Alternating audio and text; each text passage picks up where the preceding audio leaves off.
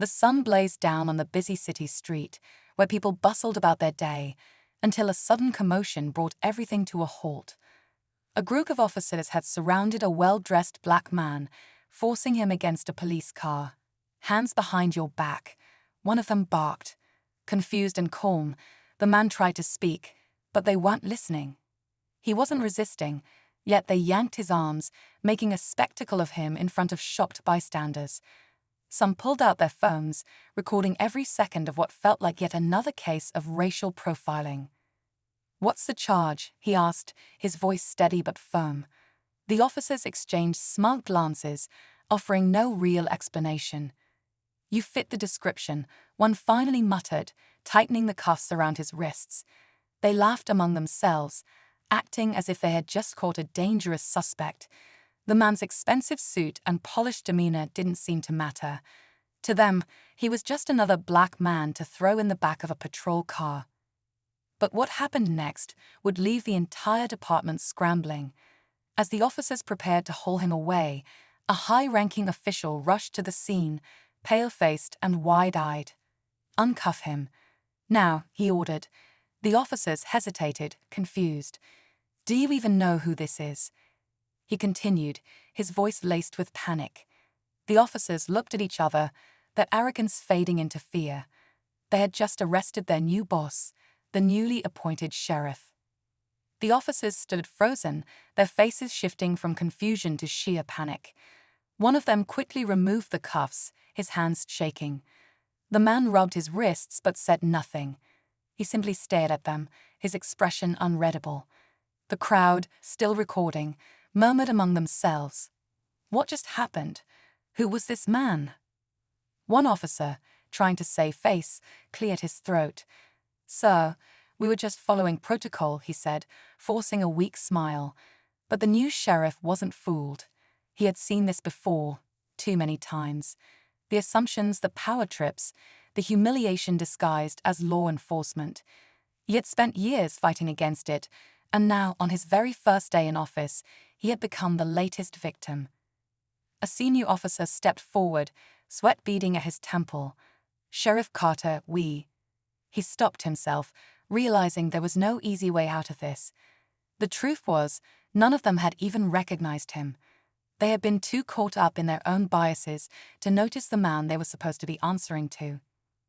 The sheriff finally spoke, his voice calm but firm. "So tell me," he said, looking each officer in the eye, "what exactly was my crime?" Silence. No one had an answer. The cameras were still rolling, the city watching. The damage was already done. Now, the real question wasn't just about the arrest, it was about what would happen next. Would there be accountability? Or would this, like so many others, be swept under the rug? The tension in the air was suffocating. No one dared to speak as Sheriff Carter's question lingered. The officers shifted uncomfortably, some looking at the ground, others stealing nervous glances at their body cams, devices that were supposed to capture justice but had, far too often, been turned off at the wrong moments. This time, there was no escaping the truth. Too many eyes had witnessed what had just unfolded. The bystanders, the cameras, the city itself, everyone was watching. One of the officers, the youngest among them, swallowed hard. His mind raced back to the moment they had stopped the sheriff. He had felt something was off, but he didn't speak up. He had watched as his colleagues escalated the situation, their voices sharp, their hands too quick to grab the cuffs. Now, regret gnawed at him. But what could he say? Would he risk his own career by admitting the truth? A woman in the crowd stepped forward, her phone still recording. "Aren't you gonna answer?" she pressed, her voice steady. "Or are you all just gonna pretend this didn't happen?" Another officer, older and hardened, clenched his jaw.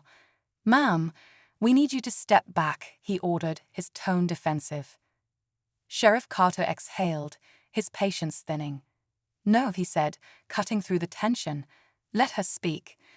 The officer hesitated but backed down. The woman looked directly at the sheriff. "Is this what we're supposed to expect from your department?" she asked. "Because from where I'm standing, nothing looks different." That hit deep.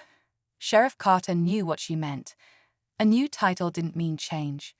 Change had to be proven, and right now, he had a choice: to let this moment define his leadership or use it to expose the real problem within his own force. The street felt like a pressure cooker, ready to explode. Sheriff Carter could see it in the crowd's faces: the anger, the exhaustion, the demand for answers. This wasn't just about him. This was about all the times people had been silenced, dismissed, and humiliated. And now, standing here in the very uniform meant to protect and serve, he was facing the same reality he had sworn to change. The officers still hadn't answered his question. Their silence spoke louder than any excuse they could have come up with. The one who had cuffed him, the one who had smirked while doing it, was now visibly sweating. His hands hovered near his belt, not in a threatening way, but as if he was grasping for something. Control, maybe. "Look," he finally muttered, avoiding eye contact. It was a mistake. "A mistake," Carter repeated, his voice measured but sharp. "That's what you're calling this?" No one spoke. The crowd edged in closer, their phones still raised. A mistake. That's what they always called it. A mistake that could have ruined a man's life. A mistake that, in too many other cases, had ended in tragedy. Then, from behind the line of officers, a voice rang out. "Then own it," the young officer said, the one who had hesitated earlier. His colleagues turned to him in shock. He shifted nervously but didn't back down. "If it was a mistake, say it. Admit what you did." Now the standoff wasn't just between the sheriff and the officers, it was between the officers themselves. The cracks in their unity were showing. Carter folded his arms. He could feel the moment tipping towards something bigger. This wasn't just about this arrest anymore. This was about the system itself, and whether it was finally ready to face the truth. The young officer's words hung in the air like a challenge, but no one stepped up to take it. The tension between the officers was undeniable now, their once solid front starting to fracture. Sheriff Carter could see the shift happening. Some were uncomfortable, shifting on their feet, while others clung to silence, refusing to acknowledge the moment slipping out of their control. Then, just when it seemed like the situation couldn't get any more intense, a sleek black SUV pulled up to the curb. The doors opened, and out stepped the city's mayor, flanked by two high-ranking officials. The crowd gasped. Even the officers straightened up, their arrogance replaced with unease. The mayor wasn't supposed to be here. Not yet. But clearly, the incident had already reached her ears. She walked towards Sheriff Carter, her heels clicking against the pavement. "What the hell is going on here?" she demanded, her sharp eyes scanning the scene. The officers didn't answer. They knew better. She turned to Carter. "Are you all right?" "I'm fine," he replied, but his voice carried weight. It wasn't about him being fine. It was about what had just happened, about what kept happening. The mayor took a slow breath before turning to the lead officer, the one who had ordered the arrest. "Do you realize what you've done?" she asked, her tone controlled, but dangerous.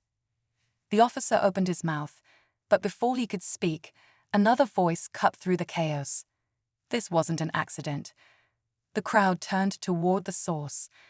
A man stood near the edge of the scene, his phone still recording. "I saw everything," he continued. "They knew exactly what they were doing." Carter's eyes narrowed. "What do you mean?" The man hesitated, glancing around as if unsure whether to speak. Then, with a deep breath, he stepped forward. "I heard them before they put the cuffs on you. They weren't just guessing. You were targeted." The street went silent. Sheriff Carter's eyes locked onto the man who had just spoken. "What do you mean, targeted?" he asked, his voice steady, but beneath it, a storm was brewing. The man hesitated, glancing nervously at the officers. But with cameras still rolling and the mayor standing right there, he knew there was no turning back. "I was across the street when it happened," he said. "I heard them talking before they grabbed you. One of them said, 'Let's make an example out of this one.'" Murmurs rippled through the crowd. The officers shifted uncomfortably. The lead officer's face turned pale, his jaw tightening. The mayor's expression darkened. "Is that true?" she asked, her voice dangerously calm. No one answered. Carter let out a slow breath. He had suspected this wasn't just a random mistake, but hearing it confirmed sent a wave of anger through him. This wasn't just about bias or poor judgment. This was deliberate, a power move. The mayor turned to the senior officer. "Body cam footage. Now." The officer hesitated. "Some of the footage might be incomplete," he muttered, his voice barely audible. The crowd erupted in outrage. Carter just shook his head. "Of course it is." The mayor clenched her jaw. "You're all suspended, effective immediately. There will be an internal investigation." The officers didn't argue. They knew it was over. But just as Carter thought the situation was finally reaching its end, the young officer, the only one who had spoken up, took a step forward. "There's something else," he said, his voice quiet but firm. "I saw the memo this morning. Someone high up didn't want you in this position, Sheriff." The crowd gasped. Carter felt his stomach tighten. This wasn't just about rogue officers abusing their power. This was bigger. Someone inside the department had wanted to humiliate him, maybe even push him out before he had a chance to lead. He turned to the mayor. She looked just as unsettled. This wasn't over. It was just beginning. Sheriff Carter stood there, letting the weight of it all sink in. This wasn't just about him. It was about a system that had been broken for too long. He had walked into this job knowing change wouldn't come easy, but he hadn't expected to be tested this fast, this publicly.